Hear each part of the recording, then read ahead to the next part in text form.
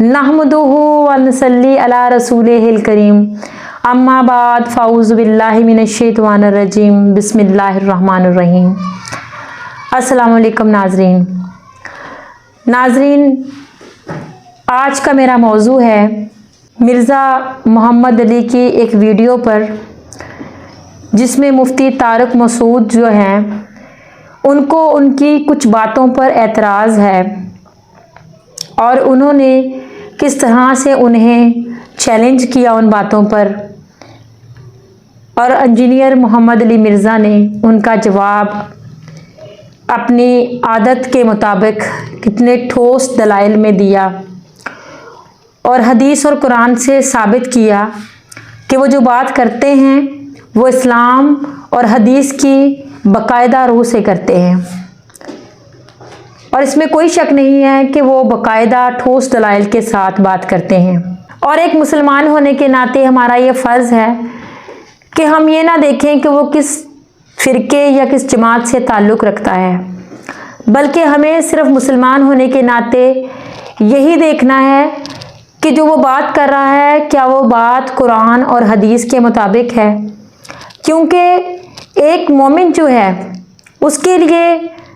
अल्लाह पाक के रास्ते पर जाने के लिए, अल्लाह पाक तक रसाई हासिल करने के लिए और जन्नत को पाने के लिए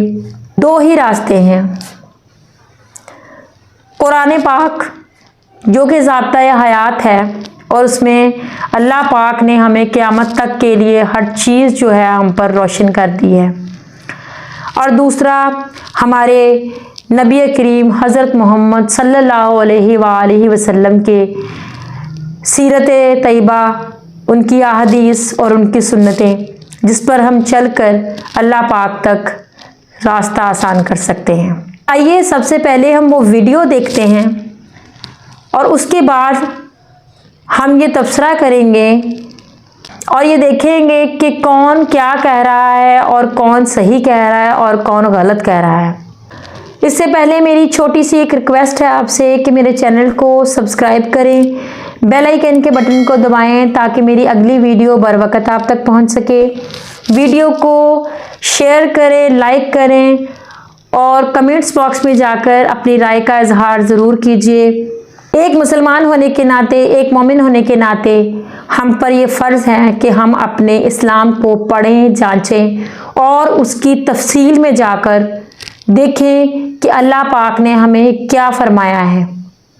और ये हमारा फ़र्ज़ भी है कि हम ये भी देखें कि कोई बंदा जो गलत कर रहा है, गलत कह रहा है, हम उसके पीछे ना चलें और दूसरों को भी सही और गलत की पहचान करवाएं, ताकि हम अल्लाह के उन बंदों में से हों जो उसके अहकामात पर चल सकें। आइए सबसे पहले हम वीडियो देखते हैं। जैसे औरत आहिस्ता आवाज़ से लब्बैक कहेगी, औरत सफ़ा और मरवा की सही पे दौड़ेगी नहीं, हालांकि कोई भी हदीस नहीं है जिसमें औरत को दौड़ने से मना किया गया हो। कोई भी हदीस नहीं है जिसमें औरत को आहिस्ता लब्बैक कहने का हुक्म दिया गया हो, हालांकि कोई भी हदीस नहीं है जिसमें औरत को दौड़ने से मना किया गया हो।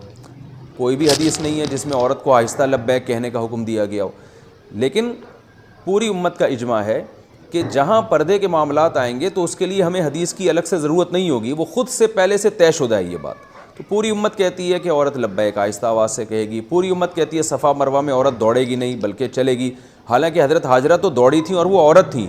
इसके बावजूद औरत चलेगी। अब कोई कहे कि नबी सल्लल्लाहु अलैहि वसल्लम सफ़ा मरवा में दौड़े हैं और आपने हुक्म दिया है कि जैसे मैं हज कर रहा हूँ ऐसे करो, तो औरत को भी यही हुक्म है कि वो भी दौड़े, और किसी हदीस में नहीं है कि औरत नहीं दौड़े, तो हम क्या कहेंगे उसको? भाई औरत का जो पर्दे का जहाँ तक अहकाम है ना, वो ख़ुद बख़ुद उसमें ये चीज़ दाखिल है कि जिस चीज़ का औरत की हया से ताल्लुक़ होगा तो उन अहकाम में औरत मर्दों से मुख्तलिफ है। इसी वजह से पूरी उम्मत का इजमा है। कराची के एक देवबंदी मौला ने आप जैसे लोगों को ताना देते हुए कहा है कि अगर तुम लोग हर बात किताब से और हदीस से लेने के कायल हो तो बताओ किस हदीस में है कि नंबर 1 औरतें तलबिया आहिस्ता आवाज़ से कहें, नंबर 2 औरतें तवाफ़ का अमल ना करें, नंबर 3 औरतें सफ़ा और मरवा में ना दौड़ें। ये चैलेंज है आपके लिए। तो हम उनसे कहते हैं कि आप भी इस पर हदीस पेश कर दें कि औरत आहिस्ता आवाज़ से लब्बैक कहेगी और सफ़ा मरवा में सही नहीं करेगी, तो वो कहेंगे कि भाई इस पर तो पूरी उम्मत का इजमा है। ये वो हवाले हैं मुफ्ती साहब, आपकी यूट्यूब पे पैदाइश से पहले की मेरी वीडियोस रिकॉर्डेड हैं। अच्छा, ये जो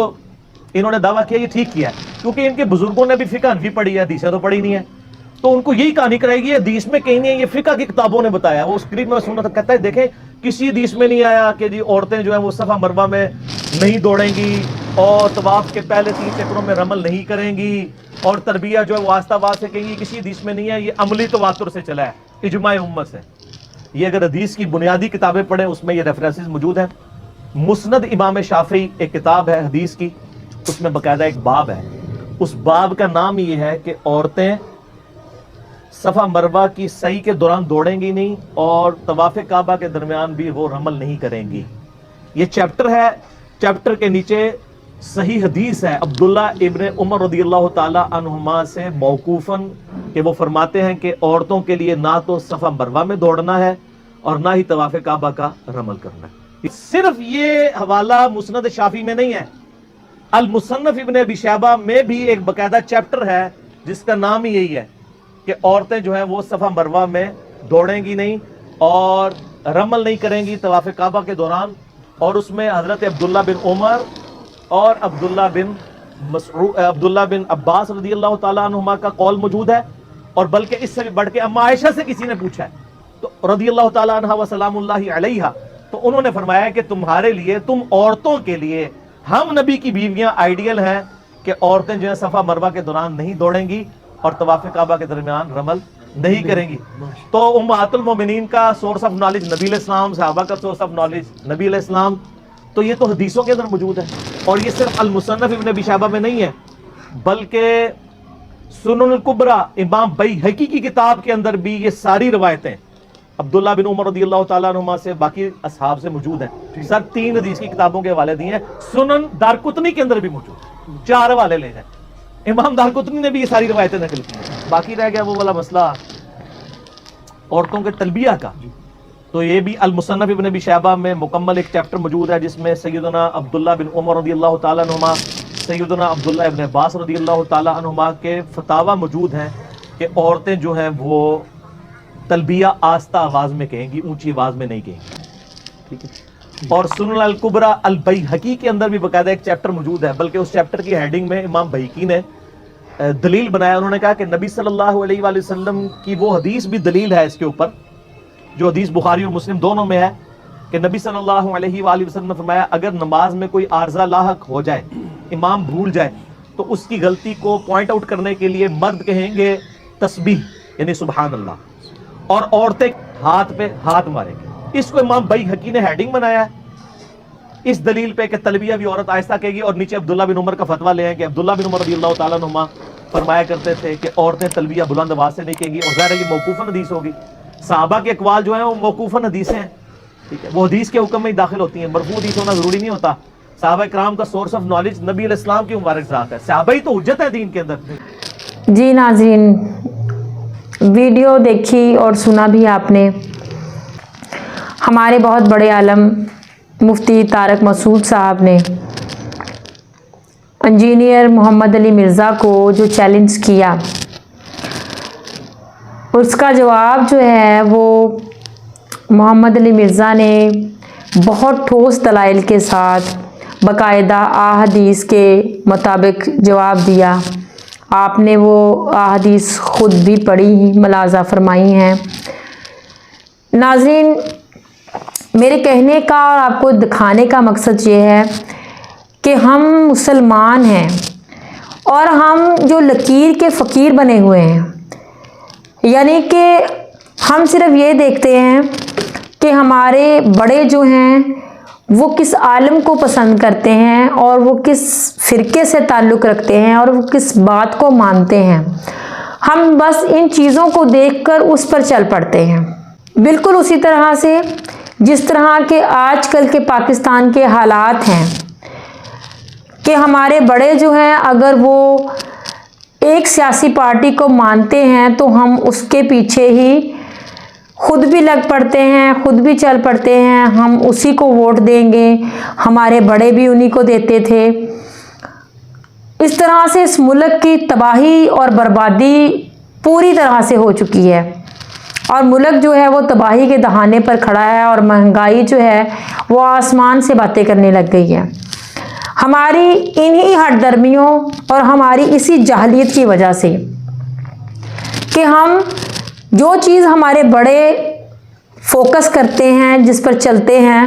ہم انہی کے اسی معیار کو لے کر، ان کے اس نظریے کو لے کر ہم چل پڑتے ہیں، بلکہ ہم یہ نہیں دیکھتے، یہ نہیں جانچتے، یہ ہم کھوج لگانے کی کوشش نہیں کرتے کہ ٹھیک کیا ہے، کون سا بندہ ٹھیک ہے، اس کا عقیدہ کیا ٹھیک ہے، کیا غلط ہے، وہ کس روح سے، اسلام کی روح سے، قرآن کی روح سے، حدیث کی روح سے، وہ کہاں سے کیا بات کر رہا ہے، ہم اس کی تصدیق ہی نہیں کرتے۔ ہمارے لیے یہ بات ہی کافی ہے کہ یہ ہمارے بڑوں کا راستہ ہے اور ہم اسی پر چلیں گے۔ ہم میں سے کوئی یہ سوچتا ہی نہیں ہے کہ جو راستہ ہمارے بڑوں کا ہے ہم وہ دیکھیں کہ وہ راستہ ٹھیک ہے۔ بڑوں کا ادب کرنے کا، بڑوں کی نافرمانی نہ کرنے کا حکم تو دیا گیا ہے، لیکن ہمیں اللہ پاک نے عقل بھی دی ہے، شعور بھی دیا ہے، اور اسلام ہمارے سامنے بالکل ایک کھلی کتاب ہے۔ ہم نے اسلام کو چند جو عالم ہیں ان پر چھوڑ دیا ہے، کوئی کچھ کہہ رہا ہے، کوئی کچھ کہہ رہا ہے، اور ہم یہ دیکھتے ہیں کہ اب جس پر ہمارے باپ دادا، ہمارے بڑے چل رہے تھے، ہم نے بھی اسی چیز کو ماننا ہے، اس پر چلنا ہے۔ حالانکہ ایک مسلمان ہونے کی حیثیت سے ہمارا فرض بنتا ہے کہ ہم اس چیز کو خود جانچیں، ہم اس کی تصدیق، اس کی تفتیش خود کریں، تاکہ ہمیں پتہ چلے ہمارے بڑے جس راستے پر چل رہے تھے کیا وہ راستہ ٹھیک ہے، ان کے عقائد، ان کے رسومات، ان کے جو بھی عقیدے ہیں وہ سارے ٹھیک ہیں، کیا وہ اسلام کی روح سے، کیا وہ قرآن کی روح سے، کیا وہ حدیث کے مطابق چل رہے ہیں۔ بس ہمارے پاس یہی نظریہ کافی ہے کہ ہمارے بڑے اس پر چل رہے تھے، بالکل اسی طرح سے جس طرح سے ہم نے اپنے ملک کا بیڑا غرق کر لیا ہے، یہی سوچ سوچ کر کہ فلاں ہمارا جو بڑا ہے، ہمارے باپ تھے، دادا تھے، ہمارے بڑے جو تھے یہ اس سیاسی پارٹی کو مانتے تھے اور ہم نے بھی اسی کو ماننا ہے، بے شک وہ ہمارے نقصان میں ہوں، بے شک وہ ملک کے غدار ہوں، بے شک وہ گناہ گار ہوں، کچھ بھی ہوں، ہم نے اس کے راستے پر ہی چلنا ہے جو ہمارے بڑوں کا راستہ تھا۔ ہم نے یہ دیکھنا ہی نہیں ہے کہ ہمارا نقصان کس چیز میں ہے، ہمارا ملک کا نقصان کس چیز میں ہے، اور کون ہمیں تباہی کی طرف لے کے جا رہا ہے اور کون ہمیں لوٹ رہا ہے دونوں ہاتھوں سے۔ اسی طرح سے ہم نے اسلام کو بھی اس جگہ پر لا کر کھڑا کر دیا ہے جہاں پر ہر بندہ جو ہے اسلام کا ٹھیکیدار بنا ہوا ہے، اور یہ کہنے سے بھی گریز نہیں کرتے ہیں کہ یہ فلاں بزرگ نے اللہ پاک سے بات کی، فلاں یہ کرتا تھا، فلاں وہ کرتا تھا، اور ہم صرف یہ مانتے ہیں کہ ٹھیک ہے ہمارے بڑے جو تھے وہ یہ کام کرتے تھے، ہمارے بزرگوں کو اس طرح سے مانتے تھے۔ ہم نے بزرگوں کا نام لے لے کر خود سے اتنی ساری باتیں گھڑ لی ہیں، قاعدہ فقہ کی کتابیں بنائی گئی ہیں، لکھی گئی ہیں، ہم ان پر عمل کرتے ہیں بجائے اس کے ہم یہ دیکھیں کہ ہمارے پاس اتنی بڑی کتاب ہے قرآن پاک، اور اس کے بعد ہمارے پاس اس کی تشریح کے لیے، اس کی تصدیق کے لیے ہمارے پاس حدیث موجود ہے۔ تو ہمیں چاہیے کہ ہم یہ نہ دیکھیں کہ ہمارے بڑے جو ہیں وہ کس عالم کو مانتے ہیں اور کس کو اچھا کہتے ہیں، ہم یہ دیکھیں کہ ہمارے جو یہ عالم ہے کون قرآن کے مطابق بات کر رہا ہے، کون حدیث کے مطابق بات کر رہا ہے۔ مقصد صرف ہمارا یہ ہے کہ بات قرآن اور حدیث سے ہٹ کر نہیں ہونی چاہیے۔ ایک مسلمان ہونے کے ناطے ہمارا یہ فرض ہے کہ ہم اسی بات کو ٹھیک کہیں جو قرآن حدیث کے مطابق ہو، تیسری بات کوئی نہیں ہے۔ تو میرے بھائیوں، ایک دوسرے کی حسد میں، ایک دوسرے کے بغض میں پلیز آپ یہ بات مت کریں کہ ہم فلاں کو مانتے ہیں اور فلاں اس کو برا کہہ رہا ہے۔ آپ یہ دیکھیں کہ جو کوئی بھی کچھ کہہ رہا ہے وہ کہہ کس روح سے رہا ہے، وہ کس عقیدے کے مطابق کہہ رہا ہے، وہ کہاں سے سن کر پڑھ کر کر رہا ہے بات۔ وہ آپ نے اس بات پر جانا ہے کہ بات وہ ٹھیک کر رہا ہے، بات تو دشمن بھی کرے تو اس پر غور کرنا چاہیے کہ کیا وہ بات ٹھیک کر رہا ہے۔ تو ہمیں صرف یہ دیکھنا ہے کہ کون کیا بات صحیح کر رہا ہے، قرآن کے مطابق، حدیث کے مطابق۔ بس ان عالموں کو آپ سنیں جو حدیث کے مطابق بات کرتے ہیں، تاکہ ہم کسی بھی گمراہی کا شکار نہ ہوں۔ اللہ پاک ہم سب کو اپنے احکامات پر چلنے کی توفیق عطا فرمائے۔ اللہ پاک ہمارے عقیدوں کو مضبوطی دے، ہمارے ایمان کو مضبوطی دے۔ اور ہمیں شرک و کفر سے بچائے۔ چینل کو لازمی سبسکرائب کریں اور کامنٹس باکس میں جا کر اپنی رائے کا اظہار کیجیے، اور کوشش یہ کریں کہ اس چیز کو آگے پھیلائیں، شیئر کریں، تاکہ اللہ پاک کے اس ثواب میں ہمارا بھی حصہ ہو جو اللہ پاک نے اپنے اسلام پھیلانے والوں کے لیے رکھا ہے۔ آمین۔ السلام علیکم۔